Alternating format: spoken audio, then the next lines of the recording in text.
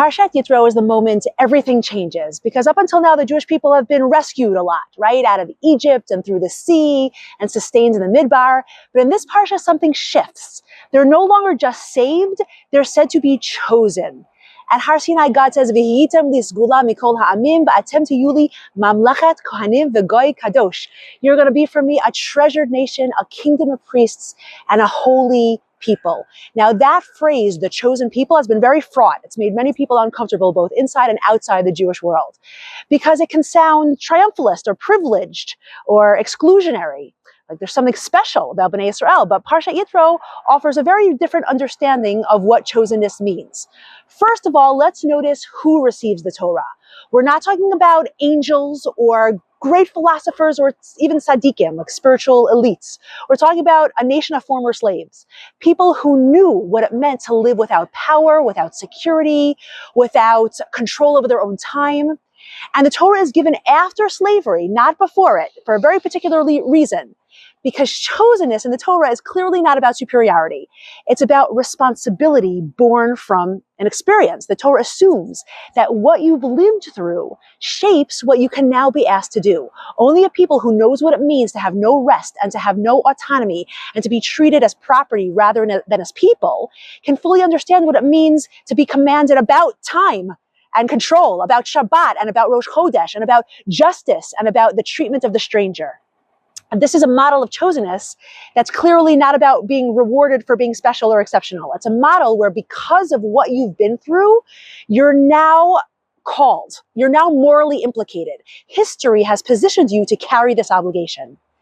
Secondly, let's notice where the Torah was given. It's not given in the land of Israel. It's not given in some Jewish city. It's given in the Midbar, in a wilderness that belongs to no one. There's no ownership. There's no structures. There's no guarantees. It's just empty. So nothing is pushing the Israelites one way or another. It's almost as if to say, this covenant right now isn't about land or power or national identity yet. It's about whether a people is willing to commit, to choose, when there's nothing pushing you. There's nothing here. And the Midrash sharpens this idea because it tells us that God offered the Torah to other nations first, right? And each one asked what was in it and found something that they couldn't live with, and they declined. And only Bnei Israel said, Na'aseh v'nishma, we will do and we will listen. Only Bnei Israel chose.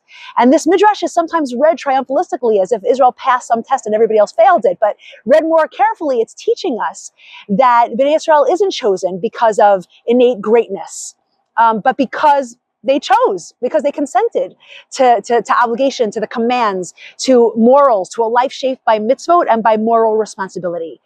So chosenness isn't about favoritism. It's not imposed. It's not even conferred. Chosenness is a willingness. It itself is chosen. And I think that brings us to the heart of the Parsha, Mamlechet Kohanim, that you're going to be for me a kingdom of priests.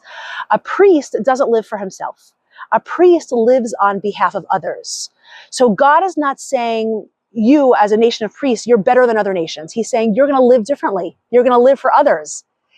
To be chosen is to accept a heavier yoke, to live with more demands, more structure, more accountability.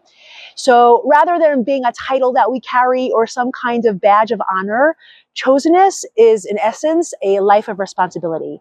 And maybe that's the inner truth that Parshat Yitro is leaving us with. God doesn't choose a finished product, a finished people. God chooses a choosing people, a willing people. And every time in our lives, we choose obligation over convenience, or discipline and care for others over our personal comfort, or our relationship with God over even our own autonomy. We're not just remembering Har Sinai, we're standing there again. Shabbat Shalom.